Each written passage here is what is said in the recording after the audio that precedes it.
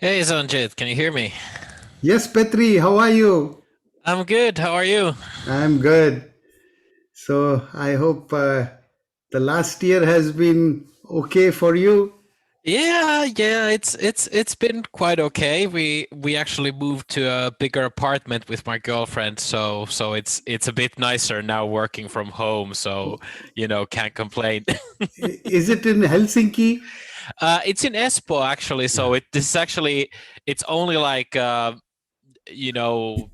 what is this like almost next door to where I used to live. So we were very lucky. We found a bigger place like almost next door from Right. from from the old one. So it was really really easy to do the move and everything. But no, but other than that, like it's been going well. I switched companies now Yes, yes. during the past year. So some still technology, but like very different kind of technology this time around. So it's been very interesting. Like I only started in November. So I mean, it hasn't been that long, but I've really enjoyed it and bit of a different case for the students as well this time around. So should be Is good. it a smaller or a larger company than Uh, Smartly? I mean, it's like 150 people or so. So I mean, it's smaller. When I joined Smartly was smaller, but nowadays it's grown so fast that it's.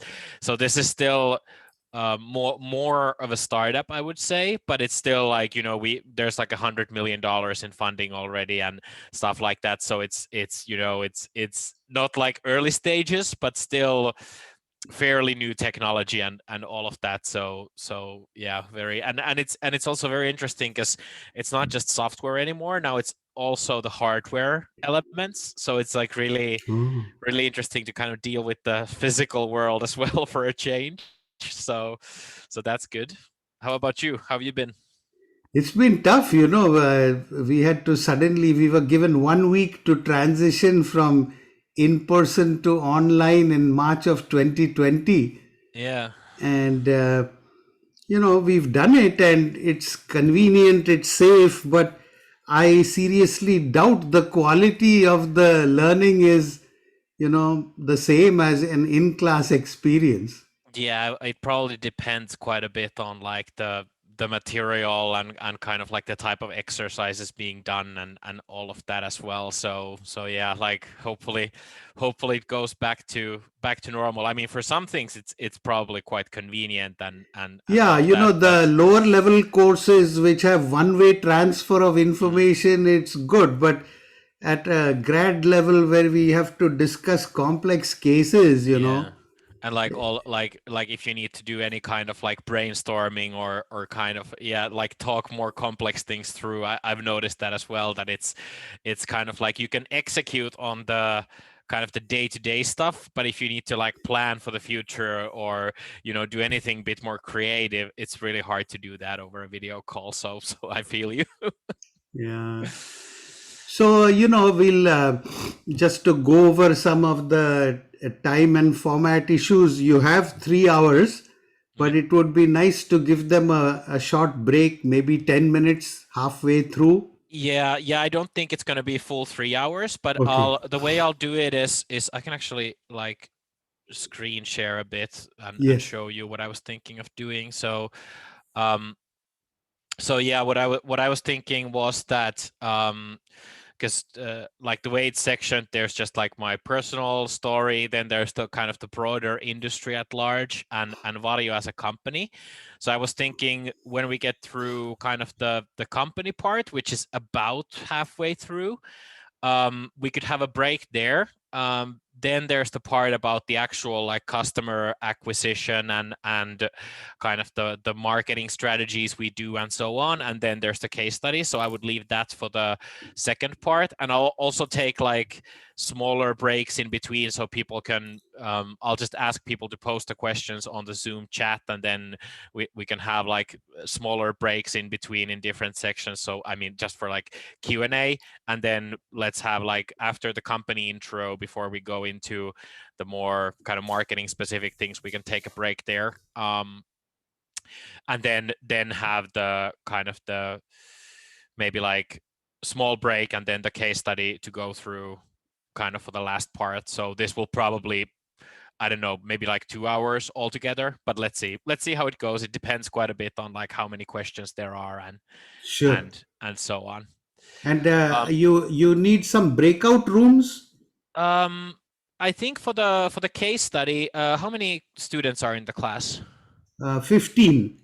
Okay, yeah. So this might be, um, so it might be good to kind of split them into maybe like 3 groups. I think Okay. five is probably a good maximum amount Right. for like group discussion now that we're over video. So if we break them out to like 3 groups Okay. for the exercise, I think that should be okay. And actually, let me try one more thing, because I remember we had some issues use cases in a lot of situations. The big weakness with the consumer devices, for example, is that if you use them for a very long time, you start to get something that's called simulator sickness. So this sense of nausea that develops when you use them, and the graphics, for example, are not hot, like close to enough to the real world, or when you move your head, the image moves with a delay, and that really makes your brain hurt, quite literally. So it causes you these kinds of things, and that means that if you need to use these for several hours, like a lot of the enterprise use cases, if you're designing a car in VR, for example, you might need to have a session lasting several hours. So obviously, that's not going to be acceptable. I mean, you can't do it with these consumer devices. Or if you need to do a lot of detailed work, the graphics aren't simply up to par. So yeah, the same example, if you're designing a car, I'll show you a video about this in a bit, but you really need to see kind of how everything would look in the real world. So, how would a specific detail of if the door has this kind of shape, how would it look in the real world? Or how would the gauges how would the gauges or the steering wheel, how does that appear, and so on. So if you don't have the graphics, it's going to be hard to do this. And also in training, if the simulation doesn't feel real enough, it doesn't actually make you learn as well. So if the graphics are really low end and so on, you're not actually learning as well as you could if those were better. And of course, as a last thing, the kind of the B2C solutions. So Facebook builds their headsets, for example, for mostly for like entertainment purposes, and it's Facebook, so it collects a massive amount of data from you. So if you're doing these more data secure or data sensitive things, and you need support, you're probably not going to get it, because the support is more for like entertainment purposes. But if you're building something more specialized, that might not work with the consumer devices. And that's kind of where in the market we operate in. So our headsets have really, really good resolution. We call it human eye resolution. So it's quite close to what the human eye would see. And if you kind of build the graphic experience high enough, it's going to be impossible to tell the digital object apart from the real world. We do a lot of design on the ergonomics and other kind of quality of the video as well, so you don't get this simulator sickness I talked about. And also, one important thing for the business customers and why they choose us is that we develop the products together with them. So when they have a specific need, that's where we build software and new capabilities, and we don't build it for gaming purposes, for example. So that's how they appreciate us quite a bit. And something we also offer is that we have a dedicated support hotline that's not available with consumer devices. So if you need to build more specialized applications, that's also something the customers are able to do. And that's kind of the vision of our company. It is basically bringing high performance mixed reality and virtual reality to every single workplace in the world. Now, we're still a smaller company, so we're not nearly there, but the goal is very ambitious. And Varjo, for those of you, or most of you who probably aren't familiar with it, so we are a company started in 2016. We're about 140 employees in US, in Helsinki, where our headquarters is, and then also a few people in UK and Germany.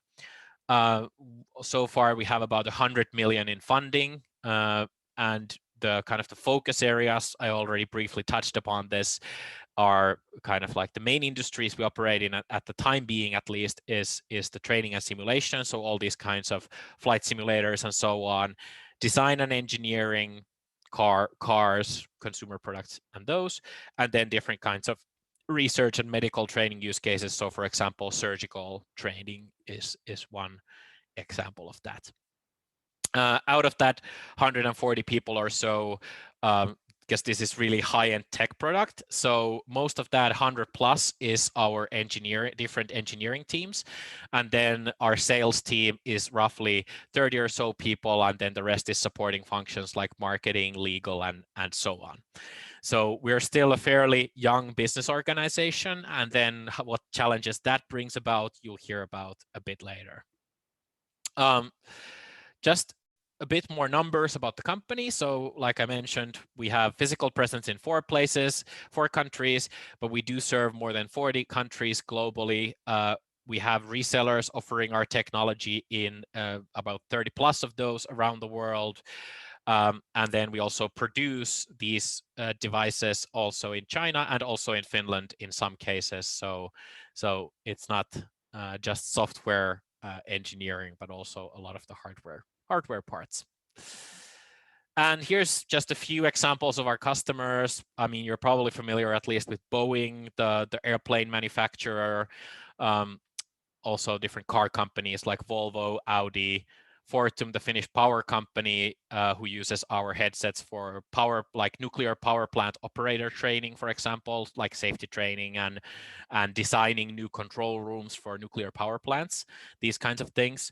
And Autodesk, which is one of the biggest makers of design software, like industrial design software in the world. On the research side, we collaborate with a lot of like medical technology companies and different universities and so on. Before I jump into the next part, does anyone have any questions about kind of the technology or the market overall or anything like this at this point? Let me check the chat. All right, so let's see.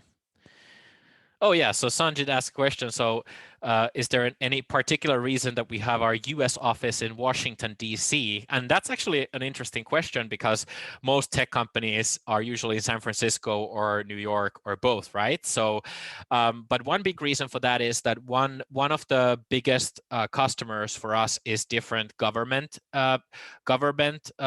suppliers or big companies that supply government. So for example, like Lockheed Martin, which is a big defense contractor. So they do like pilot training for Air Force pilots and things like this. But they also, or Boeing, which does a lot of like civilian aviation and so on. But because they are also located in Washington, that's kind of natural for us. And also our sales force does travel kind of across US everywhere as well. But that's kind of one of the big reasons why we are in Washington, DC in the US. So a bit different from most of the tech companies which tend to be on the East Coast, New York or Boston sometimes, and then West Coast, San Francisco or Seattle. So a bit different. We probably will expand to those cities at some point, but now COVID has slowed that maybe down a bit, but that's also something you'll hear more about later on. But yeah, that's a good question. Anything else from anyone else? Feel free to speak up or type in the chat, whichever you prefer. All right, I think we can continue, but yeah, like as I mentioned, if any questions come up, just ask them there. But yeah, so few more mentions of those practical use cases. So these are just some of the things. I'm not going to cover all of these in detail just so I don't bore you, but these are just a few examples of like how well this technology suits different kinds of needs. So from design, whether it's sketching or showing technical like technical architectural drawings in 3D or designing user interfaces or consumer products, these kinds of things, it's very well suited for these different kinds of training. So whether that's in a classroom or planning how to build a factory, because you can show everything in real life scale, or training pilots, or different kinds of other simulators. For example, Boeing astronauts, in an astronaut training program, they practice docking the space shuttle with our headsets before they go into space. So it does suit very different kinds of things. Also on the academic side, or consumer studies, there's a lot of like behavioral research that can be done with VR headsets, because what our headsets also do is that we have eye tracking capabilities, so we can follow where the person is looking in the virtual world in detail, and then record that and show that. So that's something that's used a lot in different kinds of research. So for example, they're like show a person a virtual supermarket, and then we can follow where their gaze lands on different products and labels and so on. So this can be very powerful for consumer behavior or these types of studies as well. And of course, more different marketing and sales use cases. So you can build simulators you can show at fairs or events, or do like a showroom experience. So let's say you go into buy a car, and obviously, a car dealership can't have every single model, every single color option, all the different rims, all of this. They can't have all of that in the shop, right? So what you can do is that you can actually build a configurator, you put on a headset, and then they will show you a car in real life size, but it's just digital. And whenever you want to see, okay, how would it look with this kind of styling or paint job or something like this, you can actually see that, and you can load up all the different configurations, so you really know what you're buying. So very diverse applications. And as I mentioned, headsets. So these are our current headsets. So Varjo XR3, that's the mixed reality one. You can see the cameras at the front there. That's how the technology is used. So that's how we capture the real world. And then VR3 is the one on the right. And this was actually, like I mentioned, so the price ranges of the devices are quite broad. So since we are a high-end provider, the XR3 costs around $6,000 for one headset, plus a software contract, which is a bit over $1,000 a year, and then the VR3 is a bit over $3,000. So compared to those consumer devices, which even the most high-end one, I think, is about $1,000. So the price range is considerably different when you compare this to the consumer offering, which is going to be important later on when we talk about the business or the marketing aspects in more detail. And now I'm going to show you a quick video of how this car design use case, for example, just to visualize this more. But just to give you a background before I play the video. So the person here is wearing the Varjo headset and in kind of like a design studio. And then he has people dialing in remotely from the other side of the world to kind of view this design session. The car on the left is a real one, and then on the right is the digital one. And I'm going to play you this short clip so you see how this works in practice.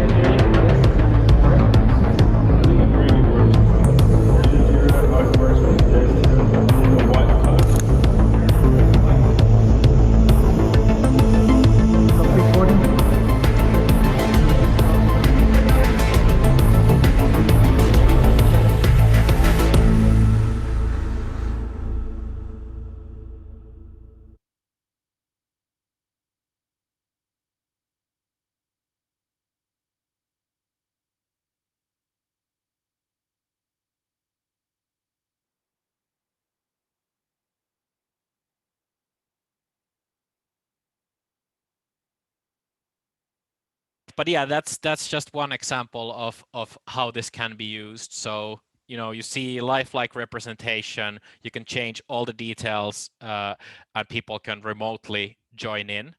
And just to give you an idea of like how much more efficient this makes the business, previously this process took 5 business days when the head designer, who's shown here, had to fly to South Korea, meet the management there. They built a physical clay model of the car, which costs around $200,000 or something to make.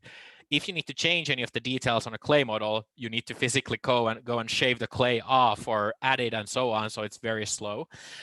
So yeah, it takes about 5 days and a lot of money in terms of travel expenses, building these models and everything to do this. But if they do this in mixed reality, it takes 1 hour and no one needs to travel anywhere, and you don't need to build any of these physical models. So it's 99% more effective. And the cost is some thousands or at most versus tens of thousands before, or hundreds of thousands before, for one iteration.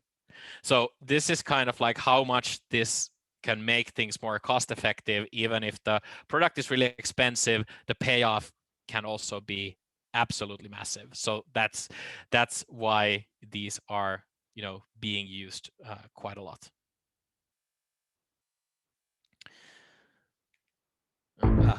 Okay. So yeah, and here's just one more just to visualize this a bit more. So comparison of like how would this look if you do this in augmented reality versus mixed reality. So on the left you see augmented reality. Kind of why it doesn't suit these use cases is that it's typically this kind of fairly ghost-like. It can't show a very big picture, whereas in mixed reality you can actually show real looking objects in a much bigger frame. So that's one of the big reasons. And I already mentioned the visual quality. So here you can see a comparison of how things look in our headsets when you zoom in, or Valve Index is kind of the top end consumer, or the top end VR device on the consumer side, which costs around $1,000 or something like that.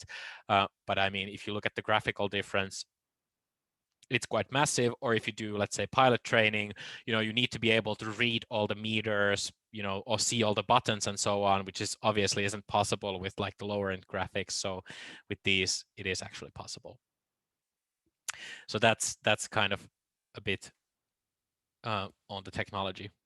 We do also a bunch of other cool technological things. So we do, for example, like LiDAR, so kind of this laser scanning where you can scan the room and all the different people. So when the camera captures you, you move around. We capture all of that information, and then we can show that, kind of reconstruct the entire world using that to show like digital objects using that. So just some interesting technologies. One other thing we do is hand tracking. So with general VR devices, typically you need to use some sort of fairly gimmicky controller to kind of do things. But with our devices, we actually track your actual hands, so you can interact with the virtual world just as you would with any object. So you can, here on the video, you see the person just using their own hands in the virtual world to control this helicopter simulation. And you can even combine this with real world things like a joystick for controlling it, or things like this. So you can actually merge real and digital worlds together, and you don't need like these VR controllers in a way. So really interesting use cases there. And yeah, here I already mentioned the Kia study. So they made things 99% more effective using our technology. So the possibilities are endless, I guess you could say. And another cool use case example. So kind of flight safety is something that's very strictly controlled around the world. And what that typically means is that you not just anyone can train pilots, and you need to have these certified instructors and very clearly controlled things. But actually now the European Union's Aviation Safety Agency has, for the first time ever, qualified a VR trainer to be used in pilot training. So you can see it here on the left. This is for helicopter pilots. So they can actually go into this sort of funny looking cage, which simulates all the movements of a real helicopter, the turbulence and everything, and then in the VR headset they actually see a virtual landscape like they were flying a real helicopter, and it feels just like flying a real thing because the platform actually moves as well.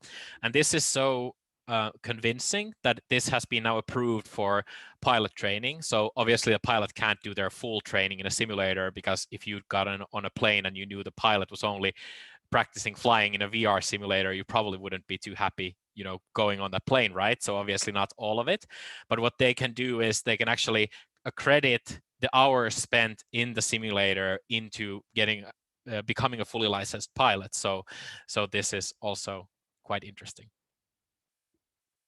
So yeah, like I mentioned, here are the examples of the pricing.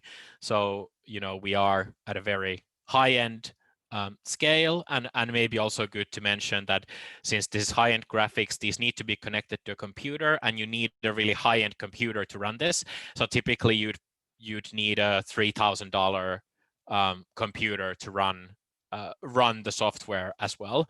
So your total cost of starting to use our technology is somewhere between 7 to 10K roughly if you start going into this. But yeah, like all of this was mainly about the VR headsets, but that's actually not the only thing we're focusing on. Obviously, there's a lot of software that goes into it as well. And in the future, we are actually building something very interesting on the software front as well. So what we are actually doing is that we are building a cloud solution. So what this will enable people to do is basically using those cameras on the headset, they will be able to scan their environment to make a digital replica of, let's say, this room.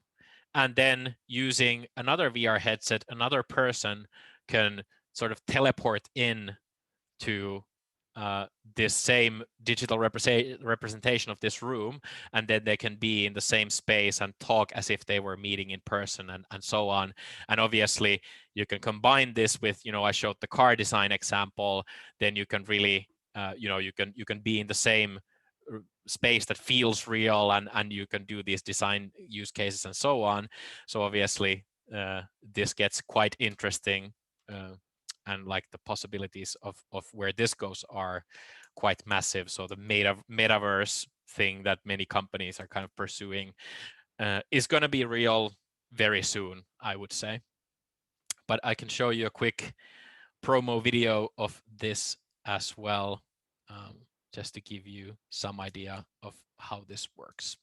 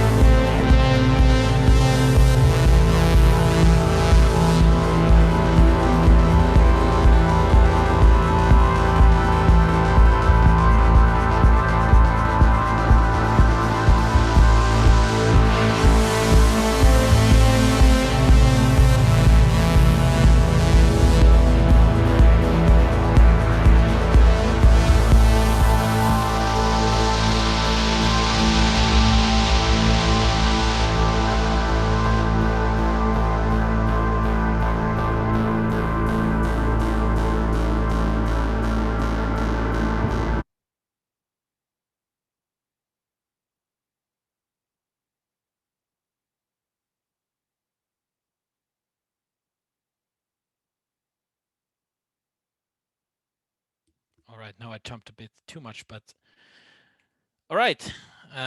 So yeah, there's one interesting example, and like I mentioned, well, since this is the topic is the marketing, so one of the things we actually put a lot of budget into in our marketing efforts are the video productions, just because we are a pretty high-end premium product. So making these kind of very I would say very stylized, very flashy, kind of sleek videos is something we put a lot of effort into as well. So there's just a few examples of the content we produce, and we're actually going to talk more about that later. But before we go into kind of the customer acquisition and the marketing parts, any further questions at this point? I know that was a big info dump on like the industry and our products and so on, but any questions at this point? And yeah, so maybe at this stage, Sanjit, I was thinking we can take the break here. So in terms of time, I mean, we can take like 10, 15 minutes or however you prefer. Yeah, let's do 10 minutes.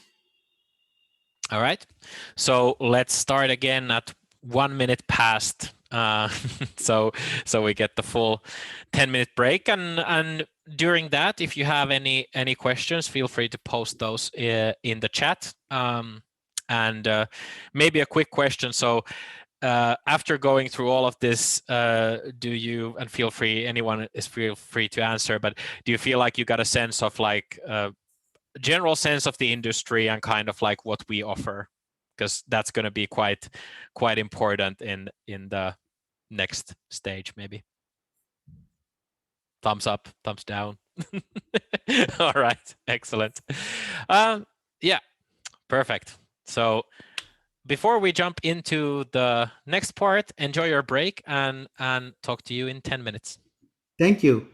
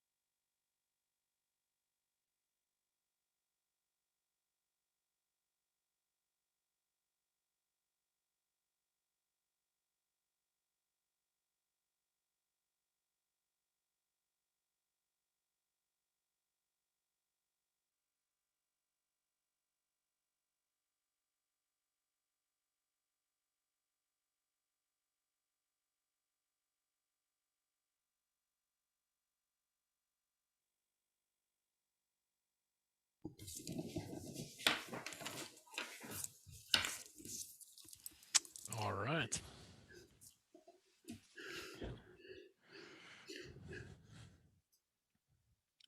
So we are back from the break. I would request everyone to kindly put on their video cameras once again.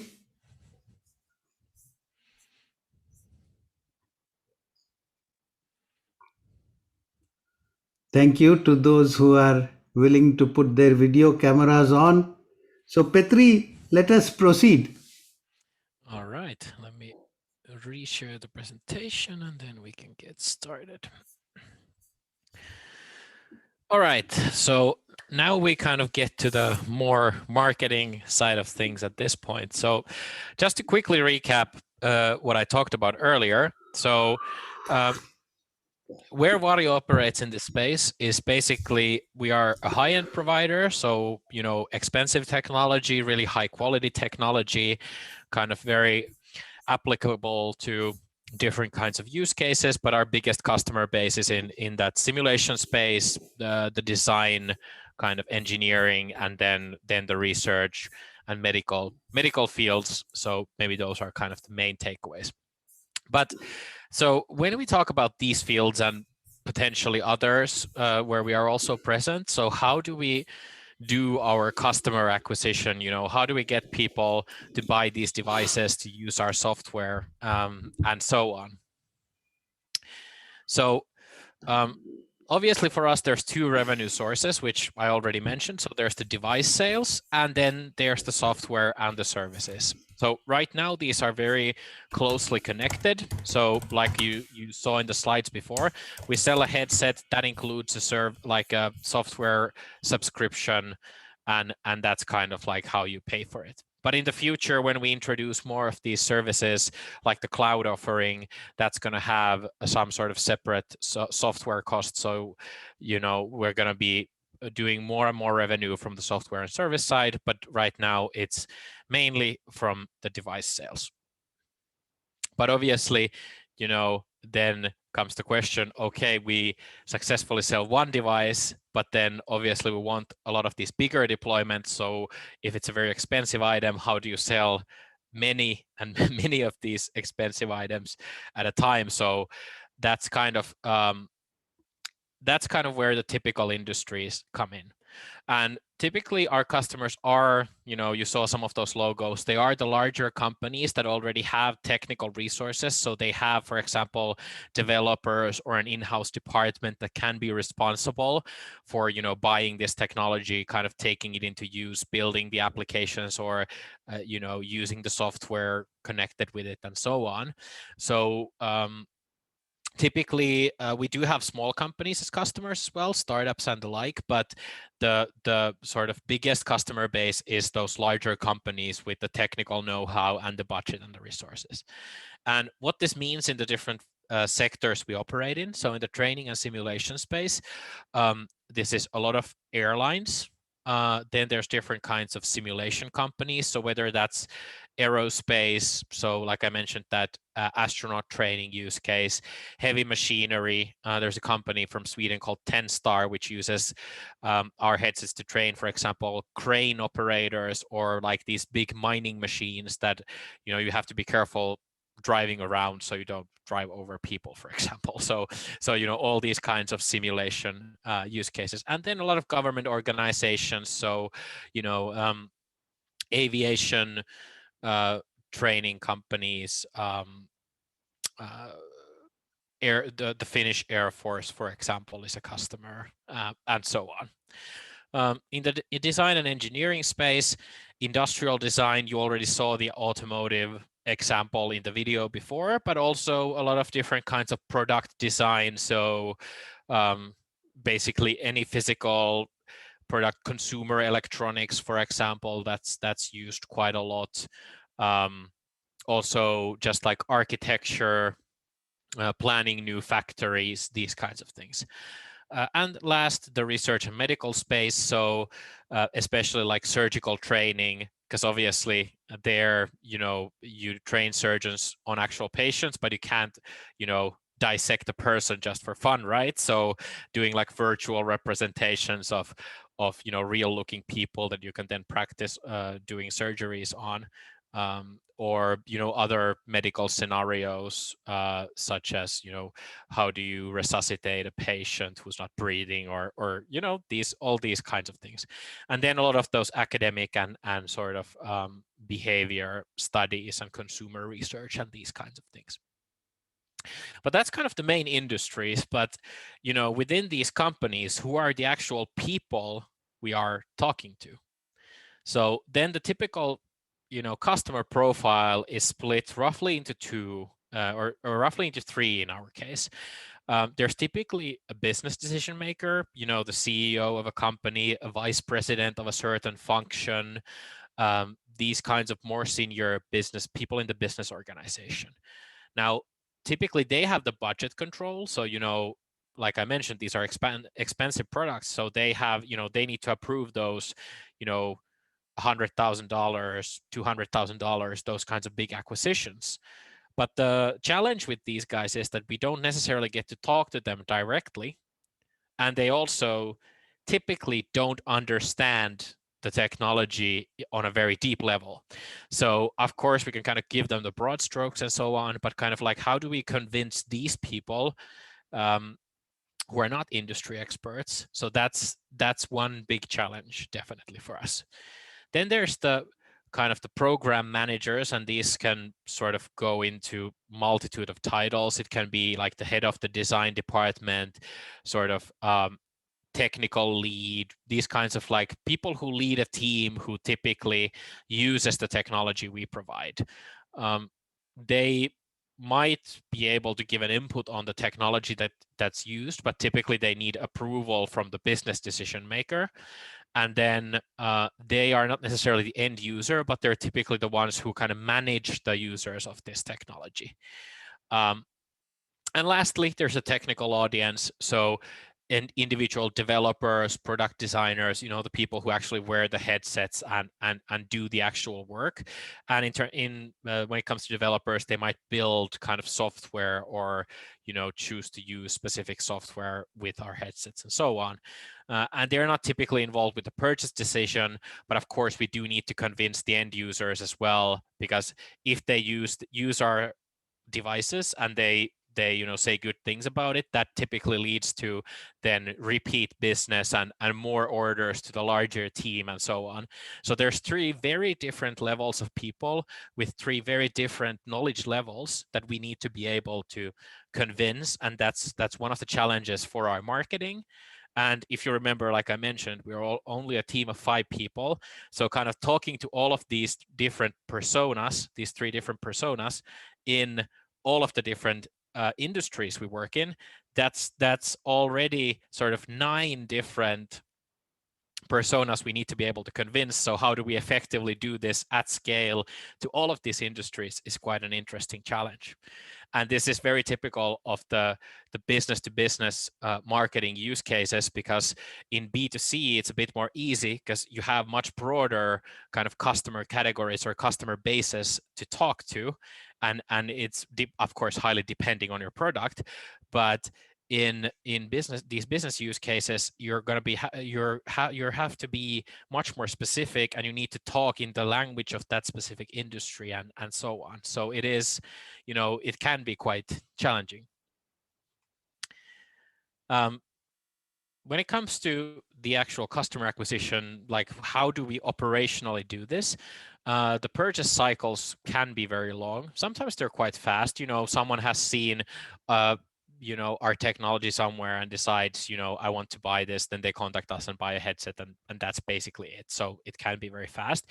But in some situations, these can last several months. If it's like a government procurement or something like that, it can be, even 1 year, because someone somewhere decides like, hey, we're starting this program, we have this budget, then they go through all the different options, us and our competitors, and then slowly make a decision. So the purchase cycle can be very long. So obviously it's not just going to be one banner ad or one YouTube video somewhere that they see and they're like, hey, okay, that's it, I'm going to buy this. So we need to talk to them at very different parts of the process, both in terms of like the salespeople being in touch and also providing them with relevant content that kind of convinces them to use us.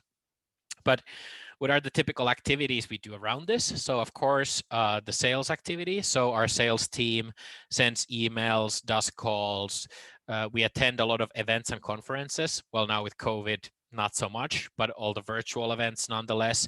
And for example, we arrange a lot of our own webinars and participate in virtual conferences as well.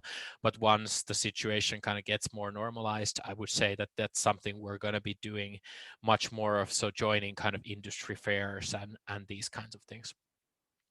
On the marketing side, a lot of different event participation again. We do quite a bit of online advertising. We're not a huge advertiser in terms of budget. We do spend something like 200,000 on digital advertising a year. So that's not a very big budget. A very big budget in terms of like digital ad spend, but still a sizable contribution. We use typically like Google search ads, videos. Facebook actually works quite well for us, which is interesting because it's a very B2B audience, like a very smaller target audience and so on, but it's quite surprising that Facebook advertising works really well for us.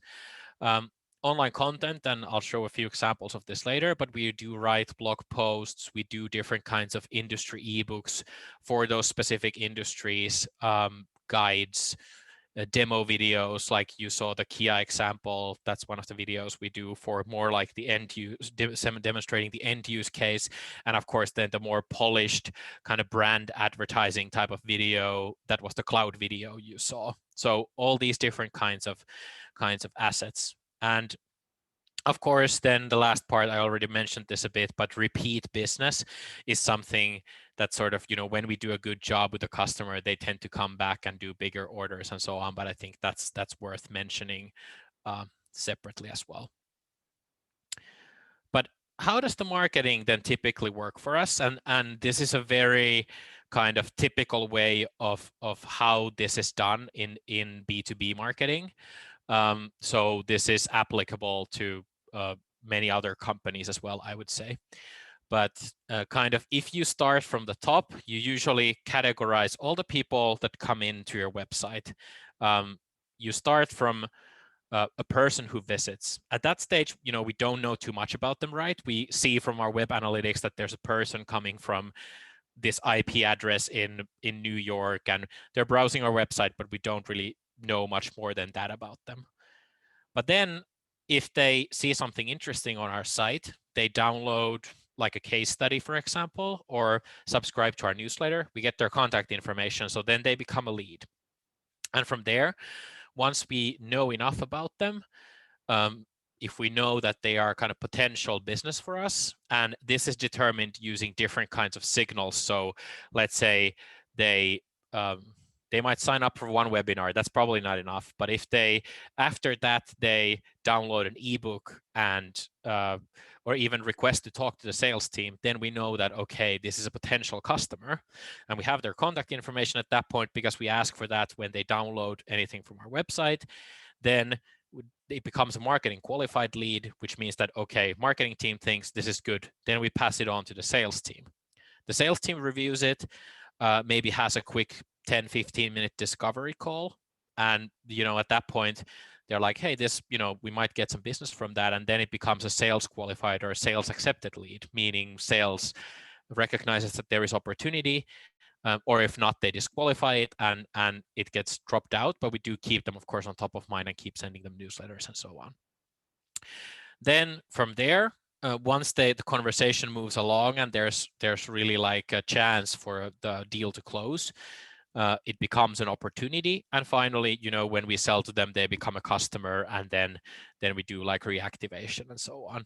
Of course, these stages might have somewhat different names in different companies, but this is a very typical way of kind of qualifying it. And of course, at any stage, we might disqualify people as well. So, if someone downloads our assets, but we see that, they're like a small company who probably doesn't have the budgets, or they're like in an industry we don't really serve, then we might disqualify them and not move them along along the funnel, because like salespeople's time is also limited. So we can't just send every single person who downloads something from our website to them, but we need to kind of make sure that they fit our criteria before we pass it to the sales team, who then gets to talk to them.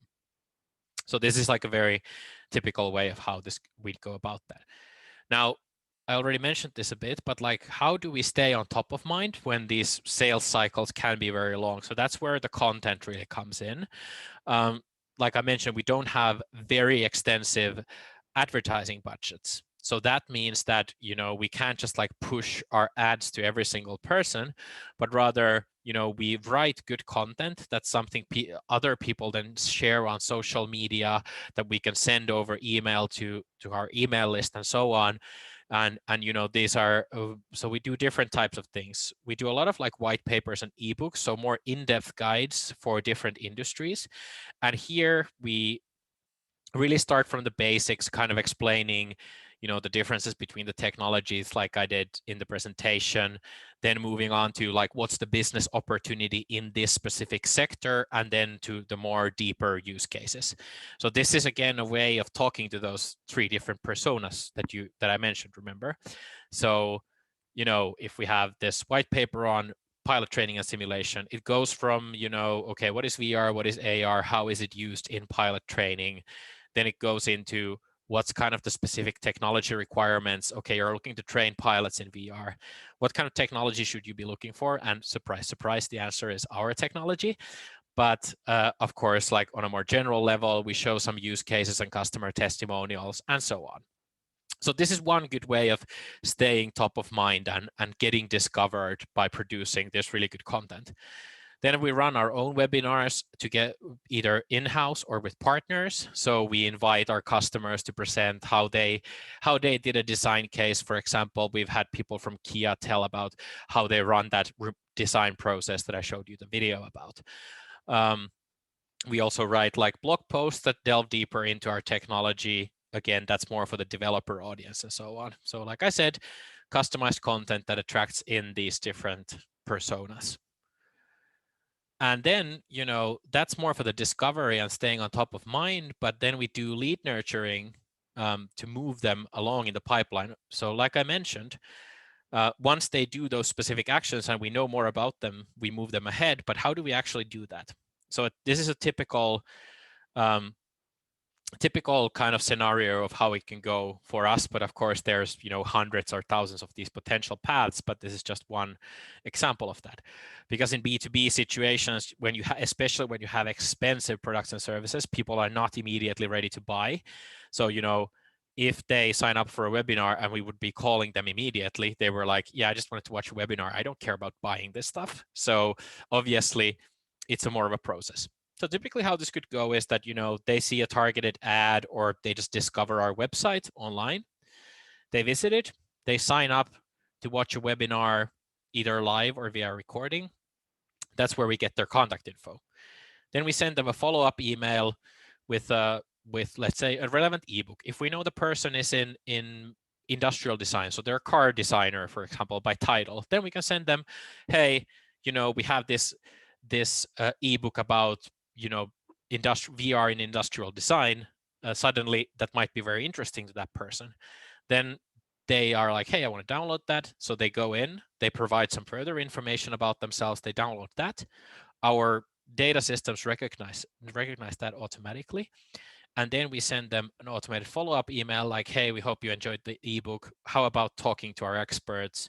Here's a link you can use to book a chat with our sales team. And at that point, you know, they've read a bit more about our technology. They're like, hey, maybe these guys can help with my problem.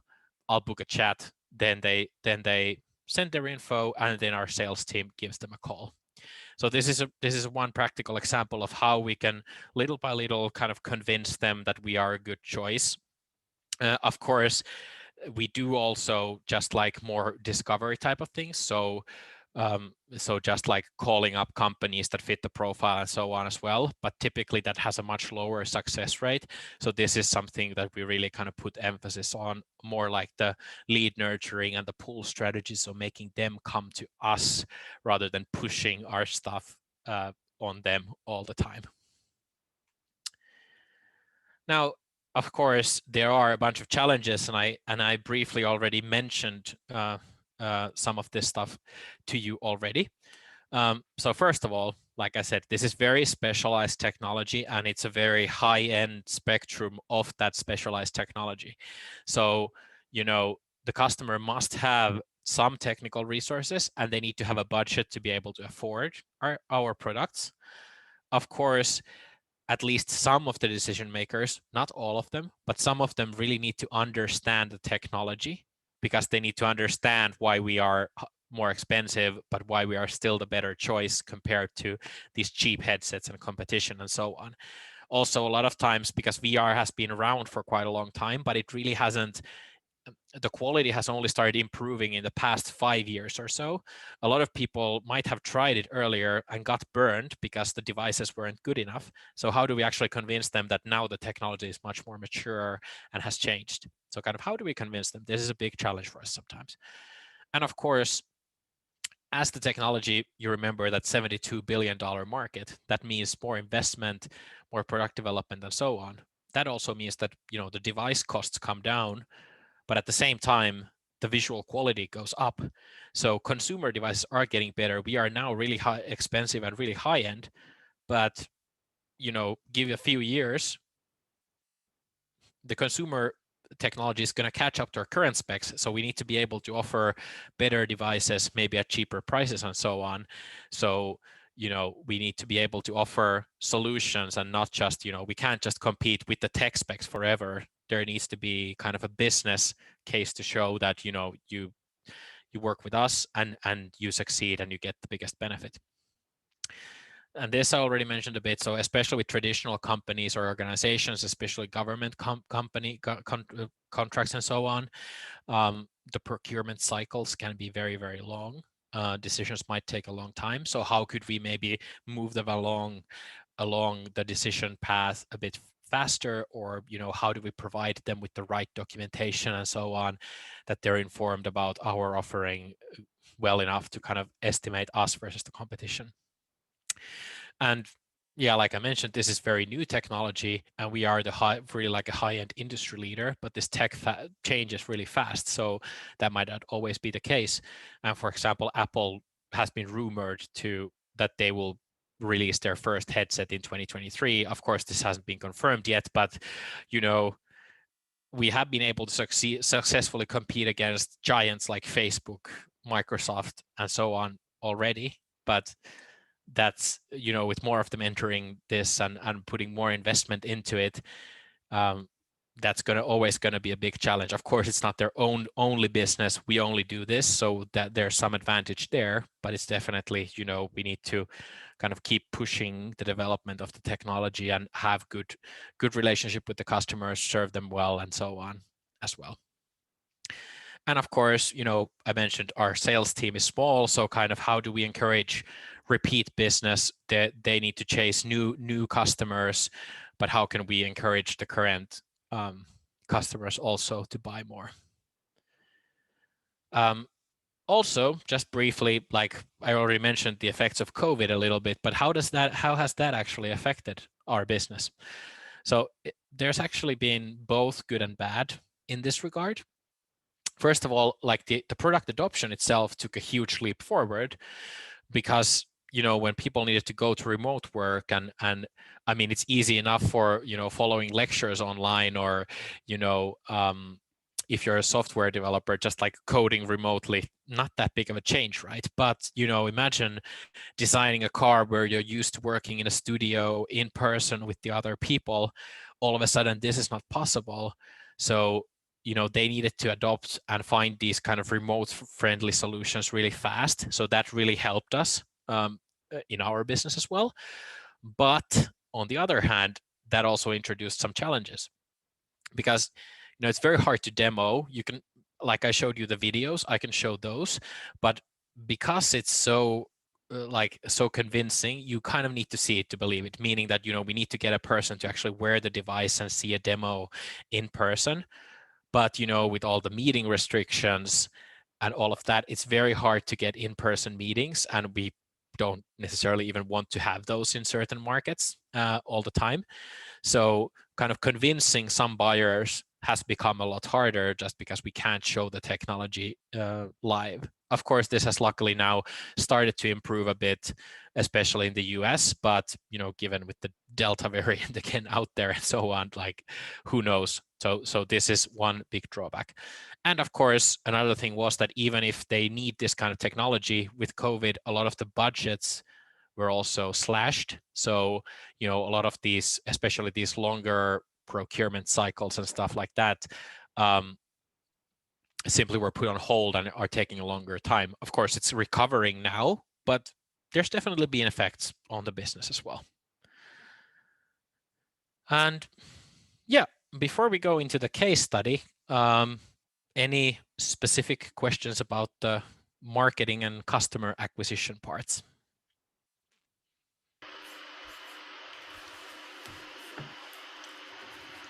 So Petri, just to clarify, you have only 5 people doing the marketing and sales, and the majority of the 100.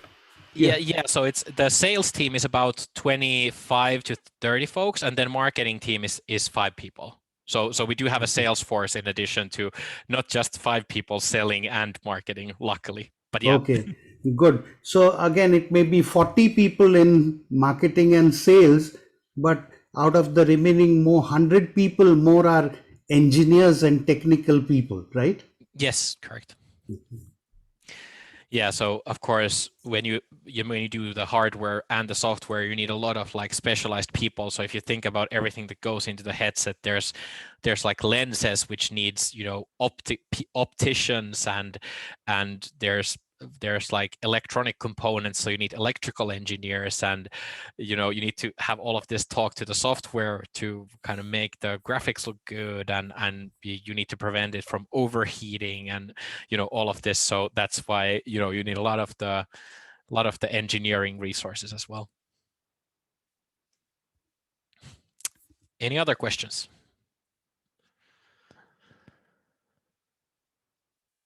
All right. So I think we can do the case study next. And so this is about new customer acquisition.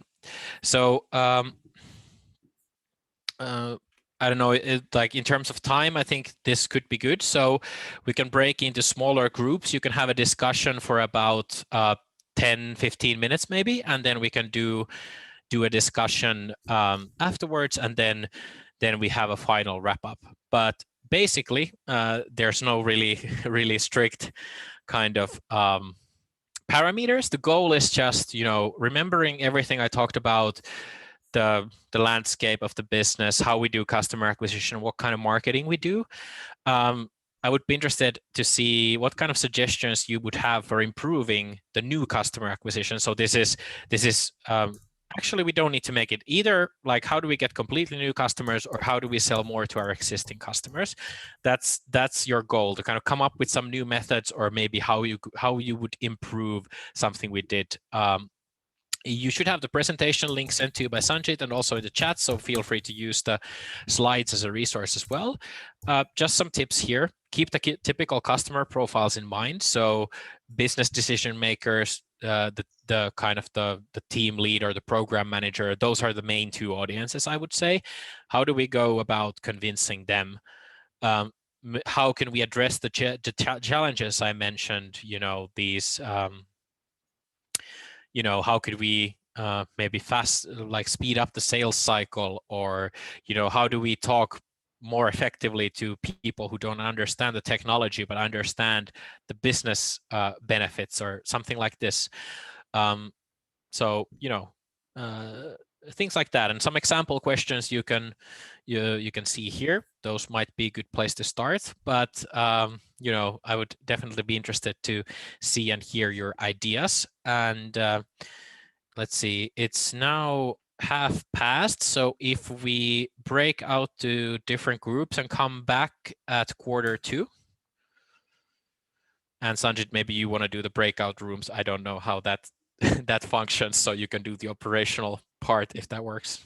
Very good. So I'm going to divide you into 5 groups of 3 each. This is not the same as your project groups in the rest of the course. This will be just at random. 3 people will be put together. So please bear with me while you have to accept the invitation to go into the room.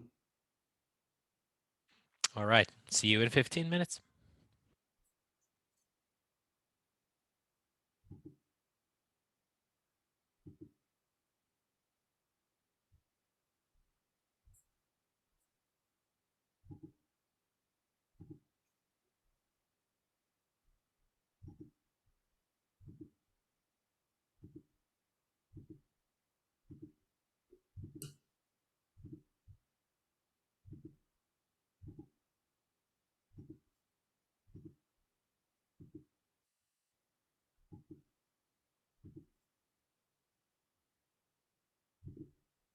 It's just taking a while to do it manually, but I'm getting it done. You can go into your rooms now.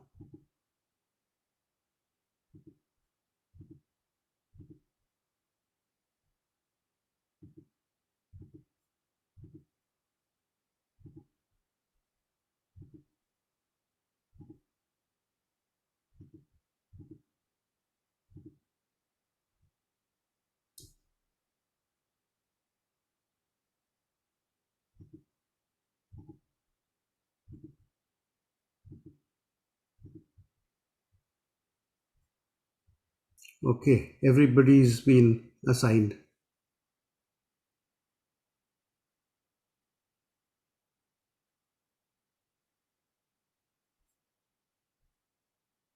All right. I'll stay online on this one. So maybe I can, ask you a few things while they are discussing. Sure thing. Right?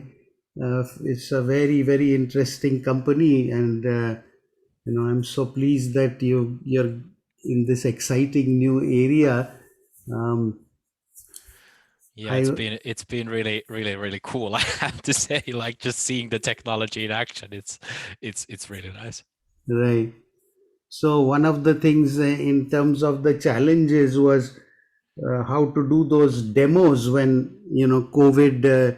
It's so difficult to meet, and the videos are not quite the reality, right? I mean, yeah, they do help, but it's also because you can't see, the depth and everything like you see in the actual virtual scenario. But that's actually something we put more effort into, kind of producing more of those demo assets, and also like that's why we started hosting more of the webinars where our customers just tell about what they've done, even if we can't like fully show it. But that has been quite challenging, because well, it depends on the buyer, but some of them really want to see the technology before they invest in it, and it's like that's been quite tricky sometimes. Luckily in the US, in most states, they do allow now face-to-face meetings as long as you kind of like have some distancing and you disinfect the devices and stuff like that. So it's not quite as bad as in the beginning, but yeah, it's But it's an how about interesting this? challenge. When I saw the video on the cloud offering, Mm, you could actually mail physically. You could send out a headset to some prospect, right, on a mm. trial basis, and then you guys can actually immerse yourself in the demo remotely.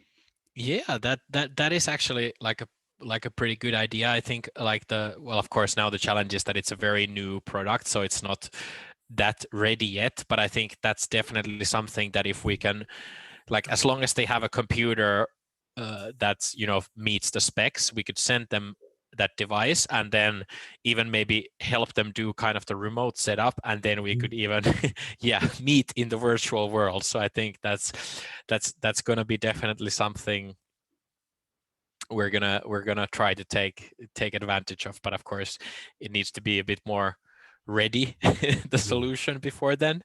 But yeah, I mean that's a very good idea, and I think that's something we're gonna I try to mean, take the advantage of for the sure. whole area you could disrupt Zoom altogether with this, right? Yeah, I do, and it's actually like it hasn't been like officially announced anywhere. So this is, this is somewhat, it's not completely classified, but it's like the idea with that is that, to be able to create those digital replicas and stuff, you would need Varia technology, but you would be able to like consume it with any device. So even if you have another headset or even like a computer, you could always like join in, but you can't just create the environment. So at that point, it becomes a very interesting game where the potential customer base expands quite massively. But yeah, I didn't take that into this presentation because it's a bit, Right. it's not so public yet. But that is it's very true that that's gonna change the game. And it's quite interesting now to hear Facebook and all of these, like Mark Zuckerberg as well, you know like really thinking along the same lines, that there's going to be like an ecosystem. And for example, Facebook has like, I think 20% of their entire workforce, like 10,000 people, are working on the VR stuff. So I think it's gonna change the next 5 years or so. Like this is gonna be so much more advanced than Hmm. what it is right now, and it's gonna be very interesting to see where it goes. But I mean, there's gonna be a massive leap forward, I think, in the next couple of years. As we were discussing, right before we started the class, in terms Mm. of higher education and learning, the limitation really is how well can the virtual call replicate the Mm, actual physical environment, right? And exactly. there's a huge benefit for. Yeah, and I think like our approach is in that sense is quite good, because it's more about, kind of bringing the real world into the digital space, whereas for some of these other kind of competitors or other kind of people who offer, it's more about like having this sort of game world that's more cartoonish, and it's not like like it's much more imaginary, and not a replica of the real world. But that's again like when we are trying to do more like representation of reality. So it's like uh, I think that use case is something like no one else has done. So that's very interesting to see like how it plays out. But yeah, it's gonna be very, very cool to see where that goes. I have never heard the term mixed reality. I'm familiar with AR and VR, but this was the first time I heard about this term. Yeah, it's kind of like it's much more known to kind of like the very industry experts. It's not because I mean, a lot of the times when you're shown mixed reality, people just think it's AR, but like the way it's executed is quite different. But yeah, it's like I don't know. I guess the other term some people use is like hard AR, which is like the sci-fi version, like the Star Trek holodeck and these kinds of things, right? So that's kind of like I I guess you could call it the holy grail of AR or stuff. So like that's more what mixed reality kind of is. So yeah, but it's not so broadly known. It's interesting if you look at like Google search terms, for example, like VR and AR have, I don't know, 100 times the volume of mixed reality. So it's a much newer field as well, and not so broadly known. So, in your ebooks and blog posts, you are promoting and educating people about mixed reality.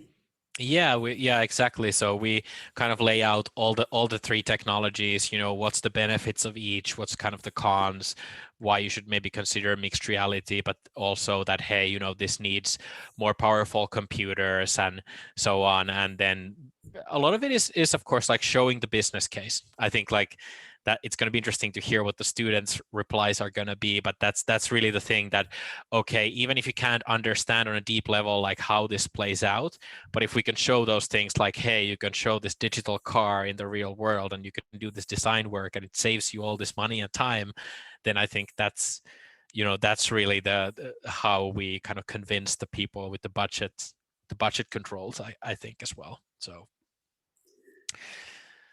And whenever you come up with a new label or category, right, it will help you if you are the first to promote mixed reality and introduce that definitely. into the industry, right? So Yeah, that's true. Like just reminds me, like this is my favorite marketing book of all yes, time, yeah. Positioning.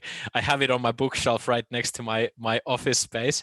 So like I think that's like hugely exactly that. I mean, that's more about consumer products and so on, but I think like the ideas in that, like that's exactly it. So when you can kind of establish a category of your own, like that's so powerful, and that's definitely something where what we are trying to do, and especially like challenging AR, because a lot of people think it's the same, but we're actually saying like, hey, for a lot of times, you shouldn't be doing that, but rather, this is the next level thing, right? So that's that's really something we are trying to do as well. So are you participating, in conferences and writing in trade journals as well? So so that one we don't. I mean, of course, like we do, there are some academic studies where they use our devices and university labs and things like this, so there we do get some of that. The white papers and so on are more, we do of course like some paid promotion of those also in like industry websites or kind of those kinds of things, but like full on like academic papers we don't produce ourselves, but that kind of like thought leadership material in general, like the ebooks and so on, we do promote those sometimes in more like business or like the industry like groups and things like this, I guess you could call it that. But yeah, like we don't do, of course we don't do like in-house academic research, but it's quite interesting what they are doing also on that side of things, because like all those behavioral studies and things like this, because you can like replicate real world conditions, but much more time efficiently and so on, and change parameters and things. And I think that's going to be very interesting to see, like, yeah, like consumer behavior or these kinds of things, like even taking it, a step further. I think that's going to be a very interesting area to see where it goes. And like a lot of the medical research as well is really interesting, like how you can visualize like complex like molecular structures, or yeah, like these, you can show visual 3D representations of how an organ looks, or these kinds of things. It's much more effective than just like 2D screen images and so on. So Right. there's quite many possibilities there.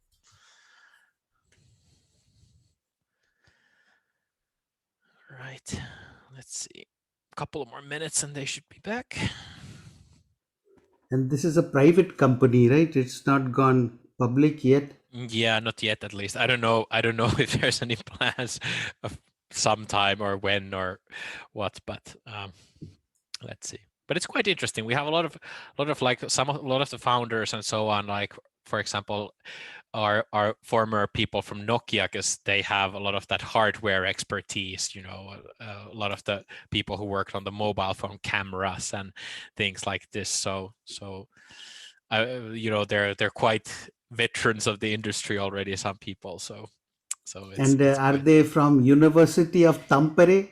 Nah, not not necessarily. That's one of our customers, Yeah, I saw that one of the yeah, logos. yeah. But we do have, I would say that we have actually a lot of like from like people who did their studies in the engineering school. Now it's a part of Aalto University, but it used to be like the School of Engineer or the Engineering University. So we have quite many people from there Helsinki, originally. from Yeah, yeah, Helsinki. yeah. But also from Turku and Tampere and stuff like that. So we do have people who've done like optics research at university or worked at some of those, so like computer vision Yeah. labs, computer science types of things and so on. So there's people with academic backgrounds as well. So it's quite an interesting environment to be in. Of course, now we haven't gotten the chance to meet so many of the colleagues because I'm so new at the company that I've only met like a fraction in person, which is another interesting experience, starting a new job fully remotely. But no, but it's been a good ride. I'm just sending a broadcast message to them to wrap up because we are at 9:45.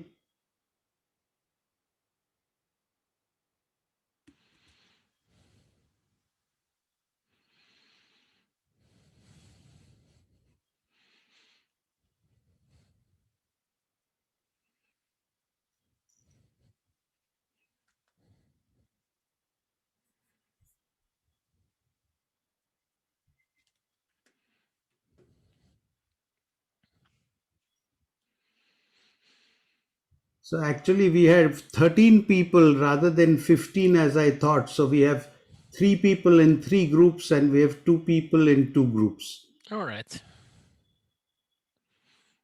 That's completely fine. Shall I call them back? Yeah, let's do Okay. that. I'm looking forward to the ideas. This should be quite interesting. There were really good answers last time we did this with the Smartly case, so Right. let's see. But this is more complex than Yeah, Smartly, I think. this is like the kind of the distribution and the customer profiles and everything is a bit more complex, but it's going to be interesting to see.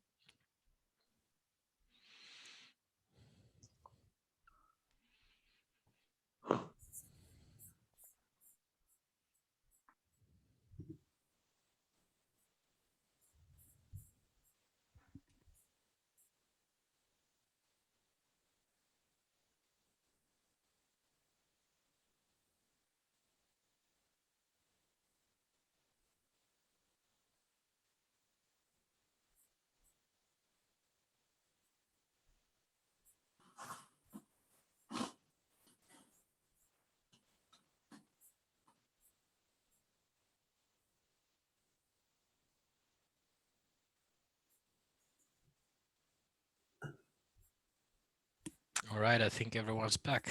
Yes. All right, so I'm very interested to hear what you came up with. I don't know is there a logical order into doing this, but who wants to go first?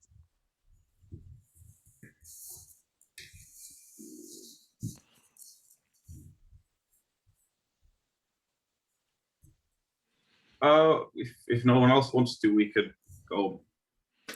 And well, I think when we discussed the strategies that you had, the kind of persistent pursuit of those people who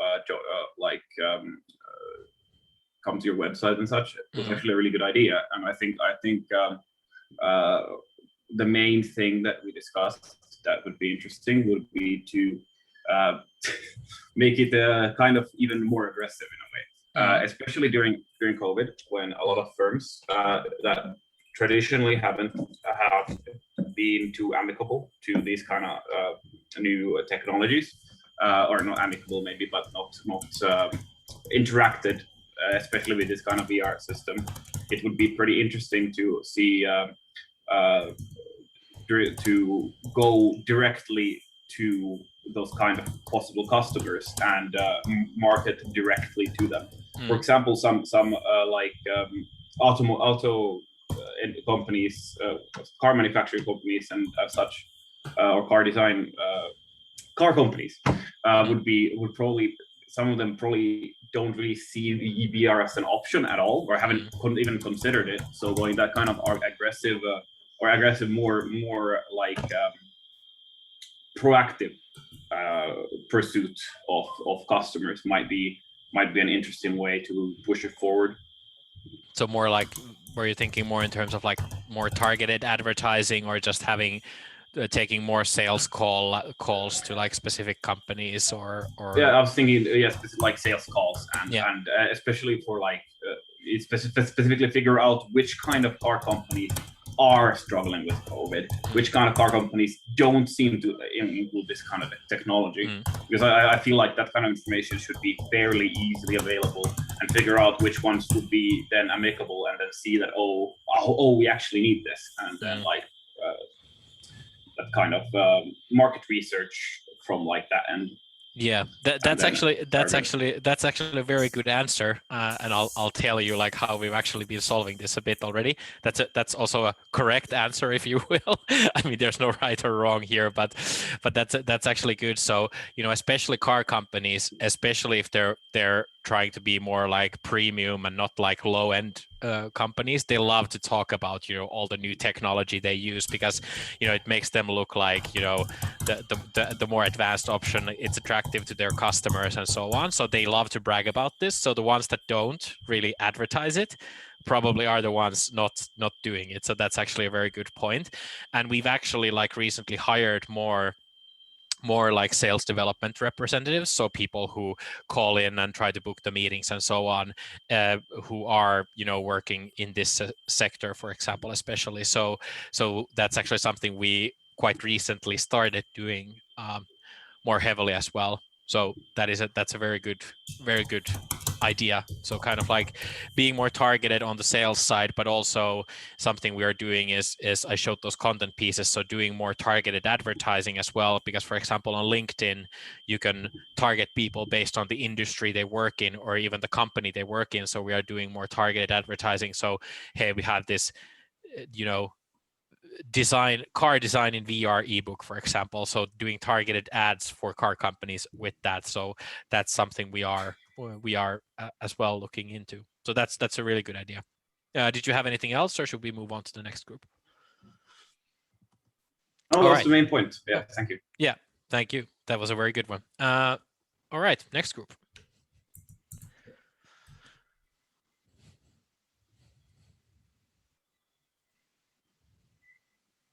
I have no idea who's in which group, so we need volunteers to step up, please.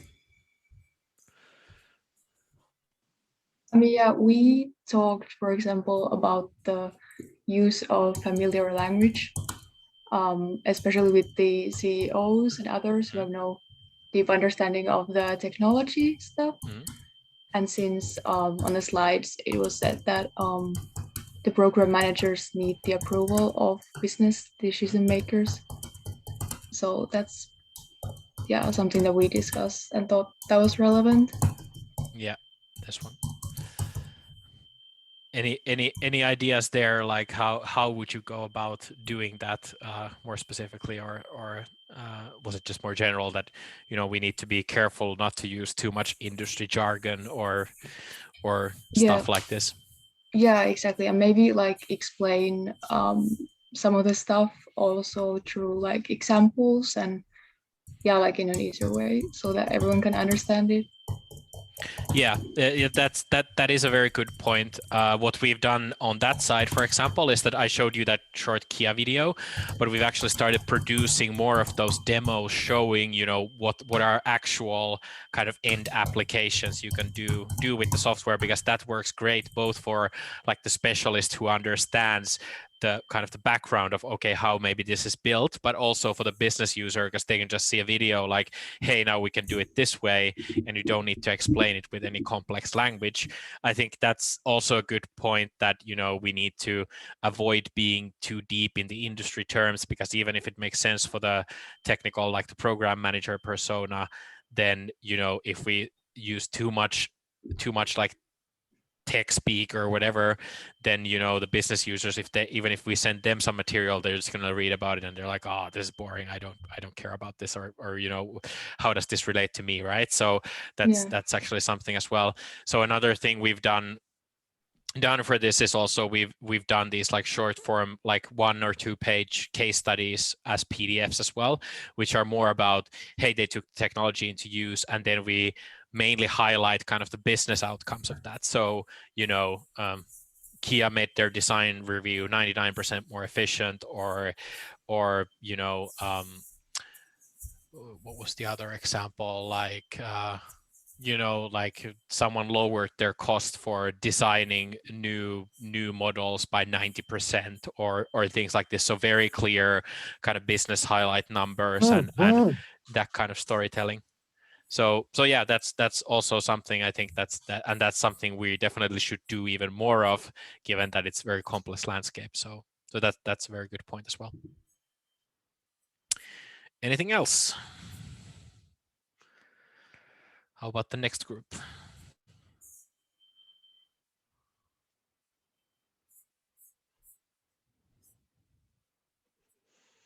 Or did you have similar thoughts to the previous ones? Can we have a volunteer from another group? Just tell us what you discussed. Yeah, it doesn't have to have an exact answer, but more like I think the last example was good about like also like kind of like what you discussed and what you thought about and so on.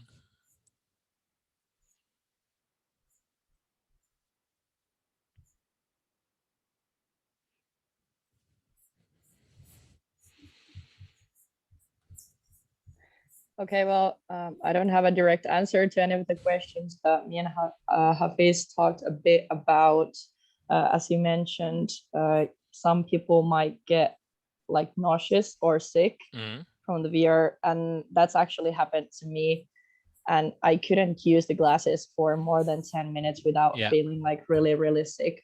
So we were talking that maybe it would be good for the customers to have some sort of a test period or some kind of, because it might be a bit tricky if a customer was to like purchase the product and then realize that the person who is in charge of like using them can't actually use them because of that.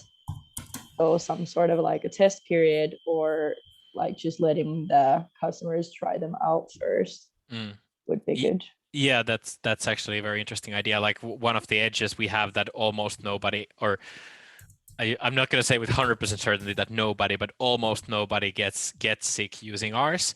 So I think that's a very good selling argument. And like you said, you've experienced that personally. So if you have those experiences, like if you can then try this and see, hey, I can use these for an hour or two and don't have that problem, it's going to be quite powerful. And actually related to that, maybe one thing, I don't know if we've done it, but what we've been discussing at least was that, you know, when we have the opportunity to do these fairs and events and these kinds of things again, what if we actually have both a competitor device and our device, and then, you know, get a person to test both, because then they can see, you know, that it doesn't feel so great using the competitor option, but ours you don't have a problem with. So that might be something worth like trying out as well. Although maybe in some countries, if you start showing your competitors' products also in your booth or something, maybe that doesn't work so well. But I mean, that's also one other option. But kind of like emphasizing more the fact that, you know, you don't get this sickness and you can keep using it and so on. I think that's the comfort aspects. I think that's something we could emphasize more in general as well. Yeah, I think that's a good point. And also we talked how it would be good to also like, it might be good to use this in the advertising, or like people might have some prejudice because of like previous experiences. As you said, like if I would come up with a product like this, I might not purchase it because I have prejudice. So for example, like Coke and Pepsi, they're competitors, and they've been doing like blind tests to people. I think that would be a funny experiment, or like an advertisement idea, just as you said, to kind of have someone try your product and then a competitor's product and then see what the difference is. It would be a really good point in advertising to show that yours is really different. Yeah, that is a pretty good idea, and that's easy enough to test. So maybe when I'm back from my holiday, I'll do a little ad testing to see if we do the comfort and ergonomics and these kinds of things in our ads just to see how it works. So that's a very interesting idea and easy enough to test as well. So that's a good one. Anything else from the other groups? Yeah, we have 2 more groups. Could you volunteer, please?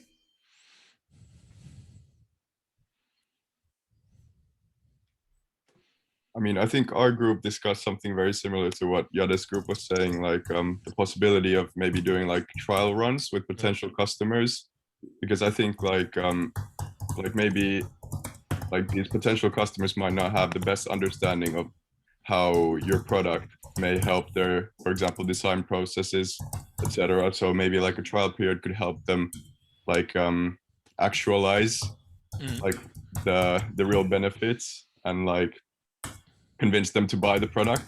Yeah, something like, you know, try this for 7 days or, you know, money back, similar. right? Yeah, I think that would be actually like a pretty good idea, and especially for like a bigger customer, because obviously, you know, it doesn't make financial sense to send it to everyone. But I think like with bigger customers, we could be like, hey, you know, why not try, you know, we send you a test device, we help you set it up, try it for a little bit, you know, see how it works. If you don't think it's the right one for you, send it back. Because I think that's also like, because the price is quite high end. So it might feel like steep, but if we give it to them for free first, they get to try it out. They see the quality. Maybe the price doesn't feel so bad anymore. So that's actually like a very good idea as well, that we could do these kind of risk-free demos or test runs or something like that. But that's a very good idea as well. And the last group, any thoughts?